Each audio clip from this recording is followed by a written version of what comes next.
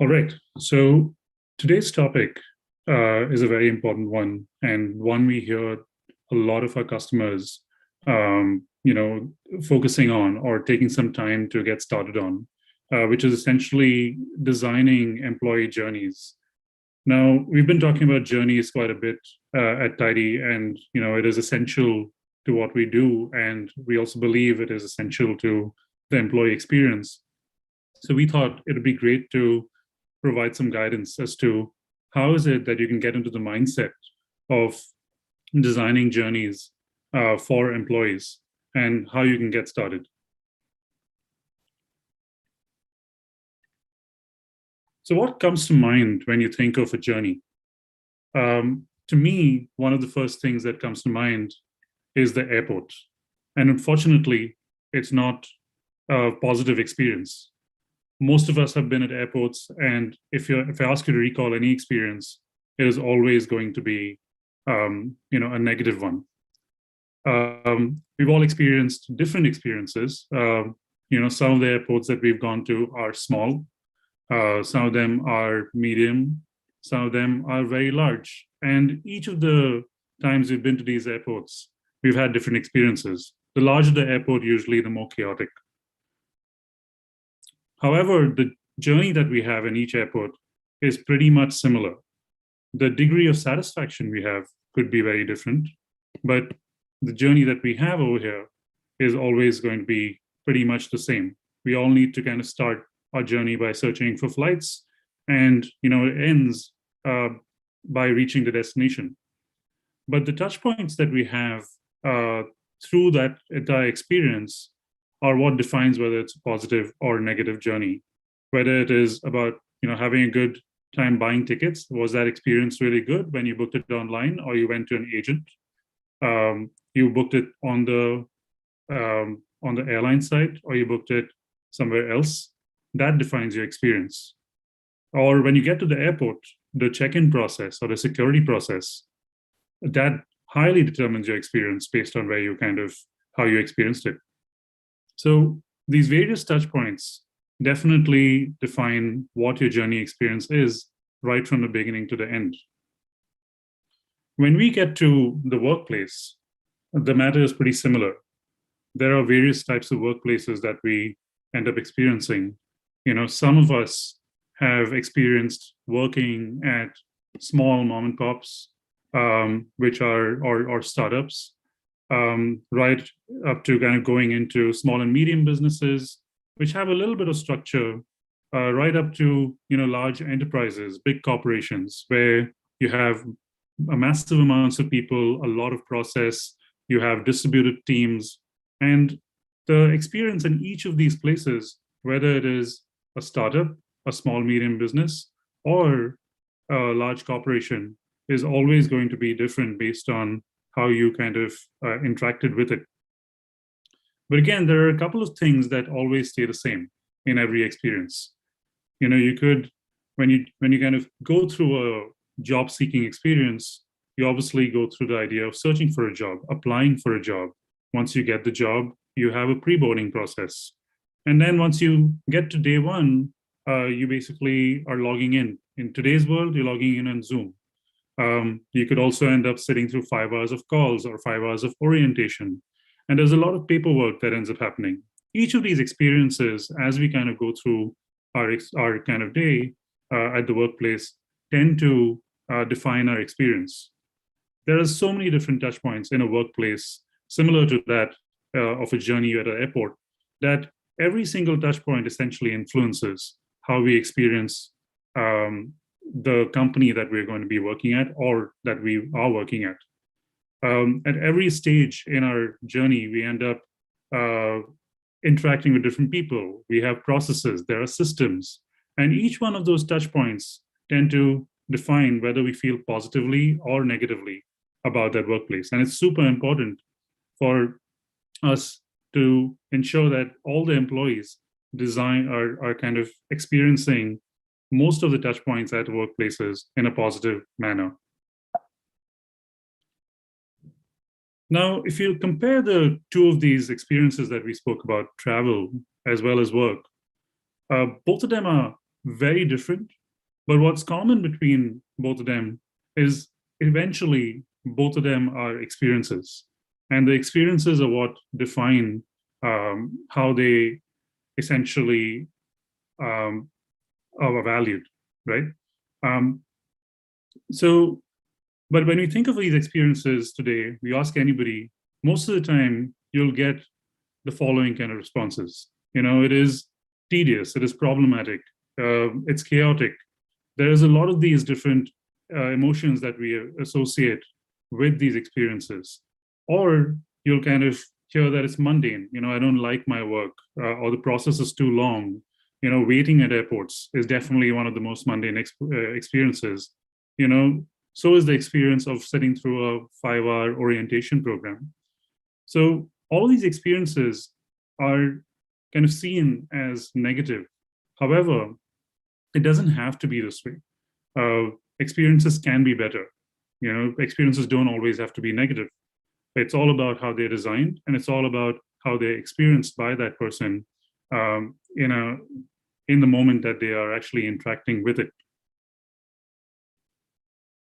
So I want to kind of share today a few ways in which we can design positive experiences so that employees can have a really good time when they're going through any program, any process in the company.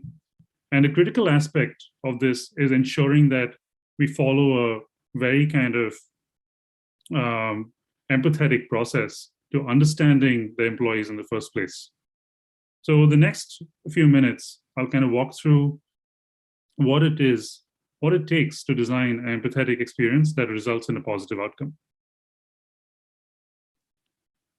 As we all know, an employee goes through various moments in their life cycle, right from joining the company in the pre-hire phase to onboarding, to other kind of moments in their experience, which are key celebrations, like their first day, their first 90 days, their work anniversary or birthday. There are many different moments in this experience that are opportunities for us to turn the employee's experience into a positive one. There are also personal moments that an employee has, which are buying a house, starting a family, or getting married. These moments, while they're not happening at work, can also be influenced by how we design that user's journey or employee's journey with the organization. There are critical moments like growth moments, in terms of promotions or trainings or upskilling, the relationships with their managers.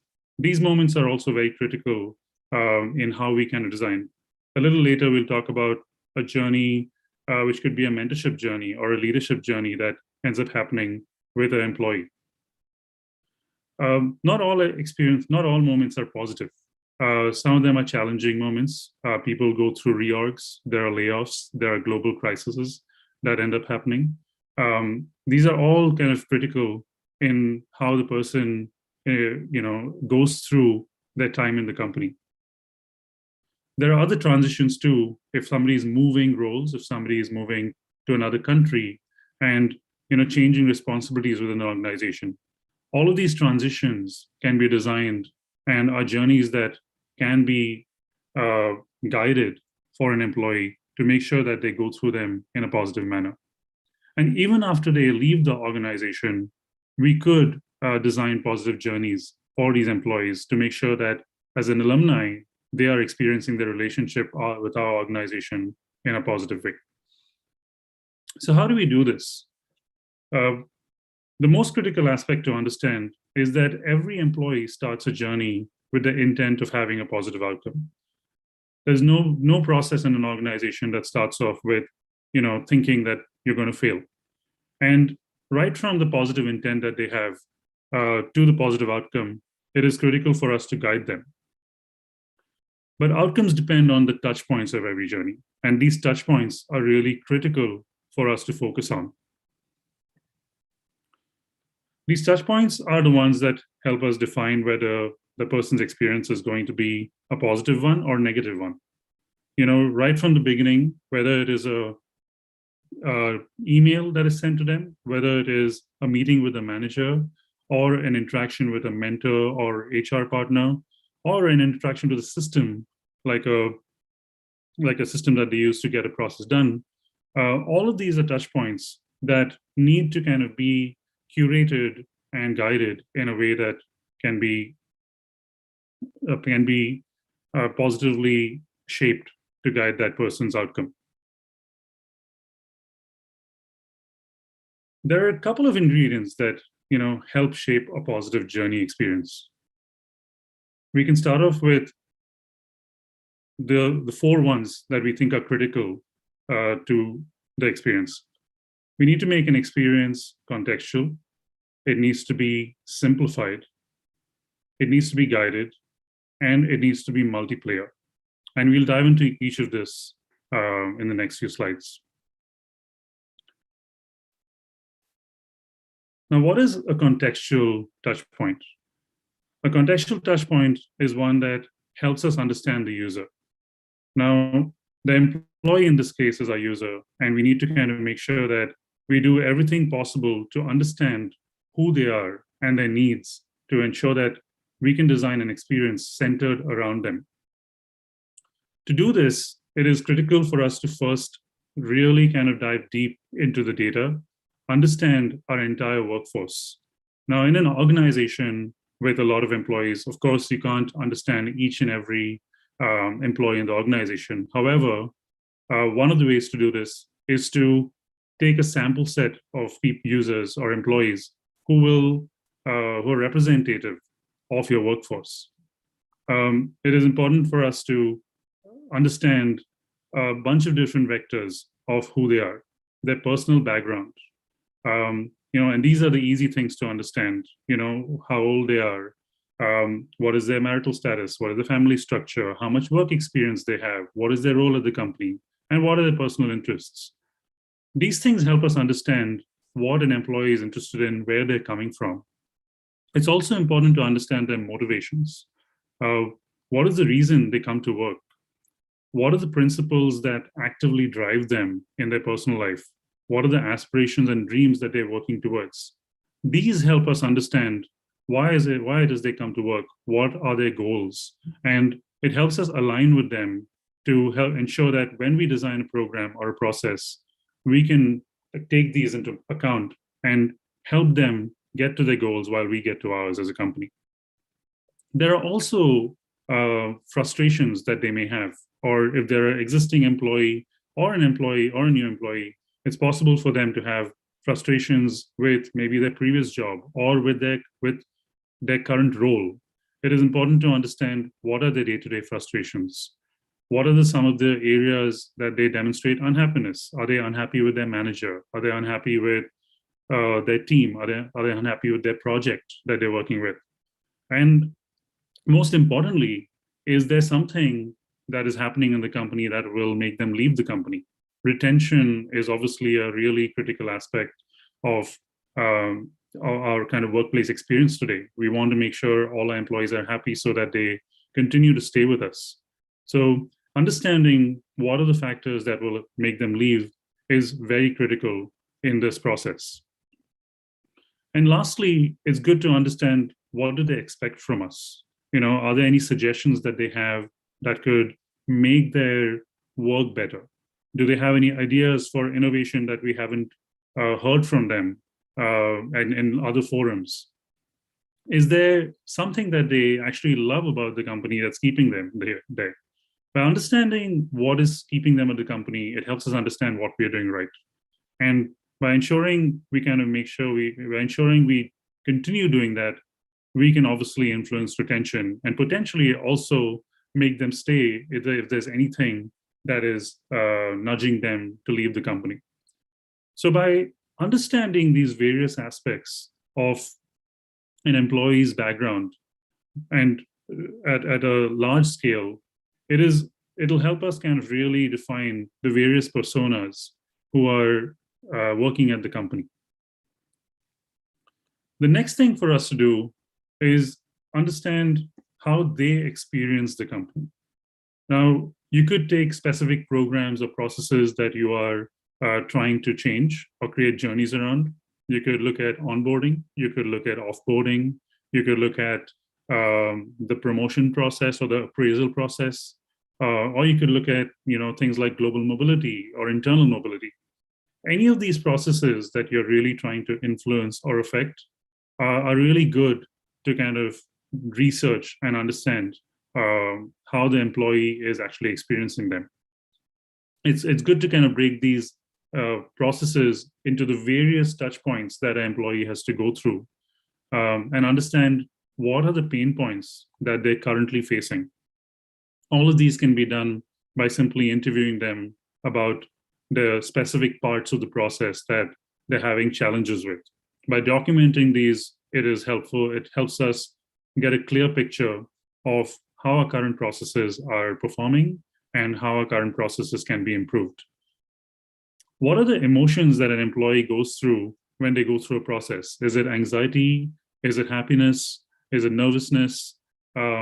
It's very important for us to understand these emotions that they go through in a journey, because this helps us understand where we need to where they're starting from, what are their current concerns, and where we need to kind of drive this experience to. What is the delta between the negative and the positive experience that we want to create? If they are having a positive experience, it's also good to understand what is it that we can enhance, or what is it that we can borrow from those parts to ensure that, where they are having happy experiences, can we apply that behavior to other places? Is it because there's a certain manager? Is it because there's a certain process that is being applied there that they're having a positive emphasis for? The actions that they take in specific scenarios are also critical. Are they doing their work manually? Are they delegating the work? Are they using somebody's help? Are they getting stuck when they're going through the process? These are all important aspects to understand as we understand how they are experiencing the process. While we optimize our kind of larger processes, these insights will help us understand what are the potential solutions that we need to apply to mimic or remedy the actions that these employees are taking to solve their problems on a day-to-day basis. And lastly, it's great to kind of understand what is it that we can change to make it better. The people who are experiencing the processes today are in the best position to help us understand what it is that they can change, what is it that they'd like to make better in that process. So by creating this persona and really understanding the motivations, frustrations, expectations, and the personal background, and then going through an entire kind of process with them, it will help us understand what our current employees and workforce is experiencing with the current programs and processes that we have. Now, we need to do this for various different personas. We may realize that we have 10 different personas in our company which represent our larger workforce. By doing this for each of the personas, it will help us understand how various cohorts within our company are experiencing a certain process or processes, and whether they need to be different. It's possible that onboarding for field workers needs to be different than onboarding for factory workers and onboarding for office workers. And today, onboarding for hybrid workers, right? So by understanding these cohorts, it is definitely critical for us to go through this exercise and determine a foundation of what is going to help us design a positive experience as we move forward.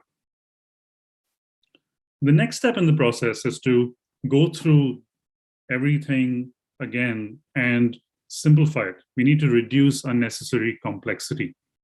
Many times we notice that companies end up moving from a manual process to a digital process. However, they move exactly the same process that has been created with all of the manual gates and move it into a digital platform, which doesn't really move the ball or make the experience better. Sometimes it actually makes it worse. So it's super important to ensure that as you kind of move forward, you're reducing unnecessary complexity. The way we need to do this is by first mapping out the entire process that happens today. There are different touch points through the process, And there are also different layers to processes. There is the part of the process which employees experience, which is the front stage. There's the backstage process, which are the company activities. So what are the people and teams and the admins doing behind the scenes to ensure that process runs? And the last thing is any kind of support processes that are happening, again, under in systems or have been created operationally. These are the three layers that are important for us to understand, right from what the employee experience is to what the company is doing, and support processes, which are potentially admin processes that have been set up previously to ensure the process runs properly. Once you've actually mapped out this process, and a very critical part is to put on your digital mindset. And by putting on your digital mindset cap, I think it helps you relook at the process with a new lens. What is it that you can make more efficient using user data? Are there integrations that you can use to automate the process?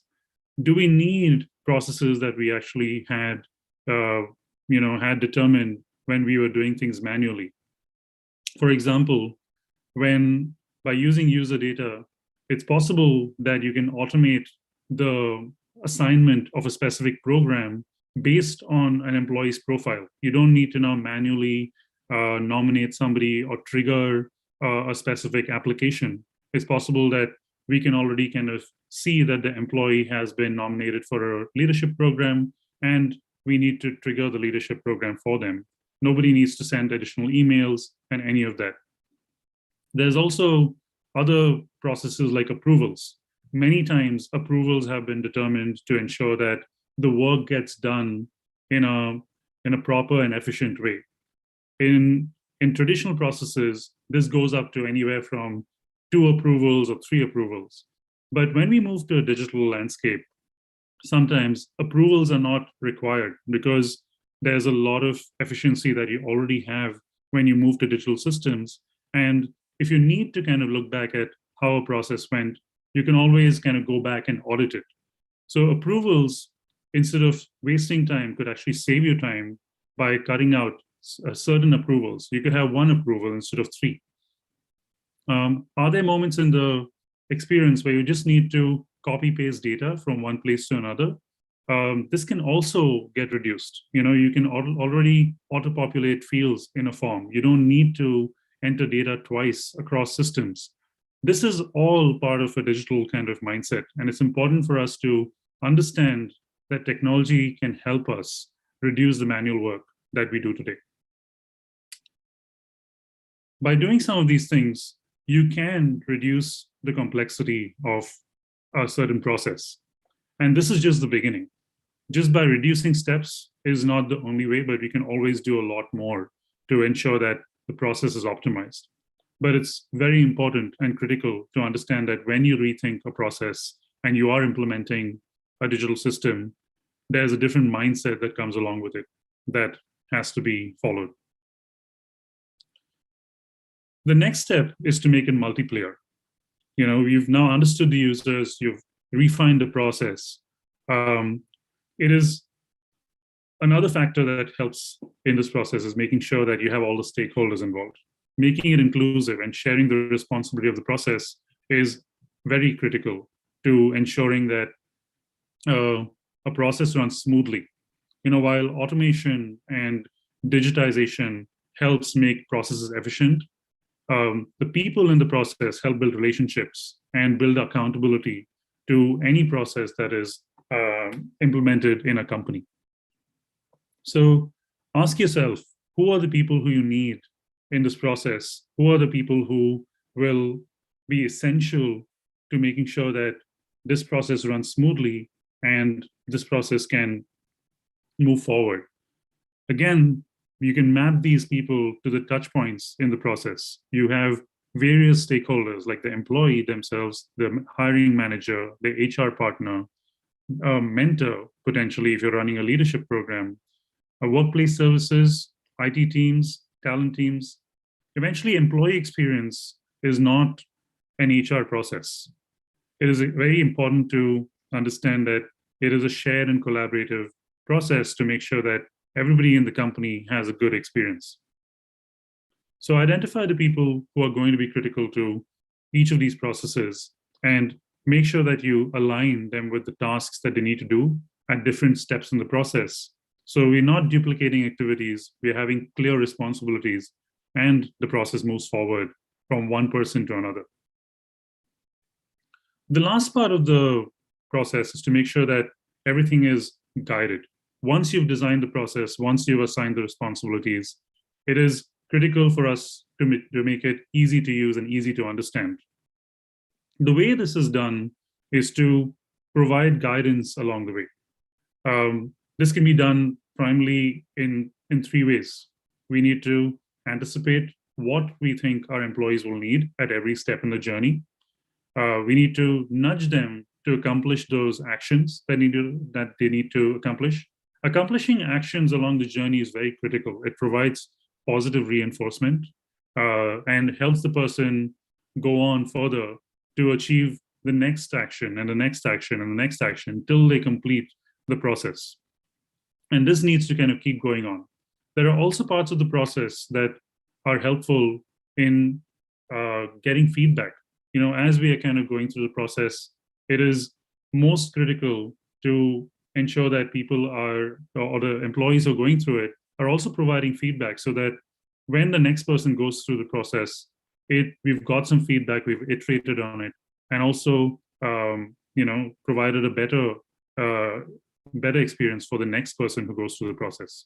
Having this circular loop of ensuring that we are creating actions and improving them with feedback is definitely a good way to think through how you are going to design your employee experience.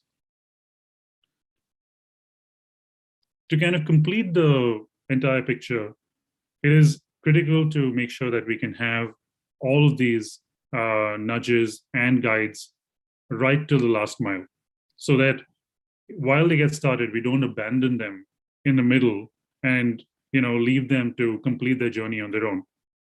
The entire process of understanding the process, making sure it's simple, creating nudges, and also assigning people along the way needs to happen right till the last mile. This ensures that we can have a very good journey and positive journey designed for our employees. So to recap, the best way to kind of get started and get into the new mindset of designing employee journeys which have positive outcomes is to understand who your employees are and create personas. Learn how they experience a program and really empathize with how they go through a certain experience. Map their existing experience right from their pain points to the solutions that they want.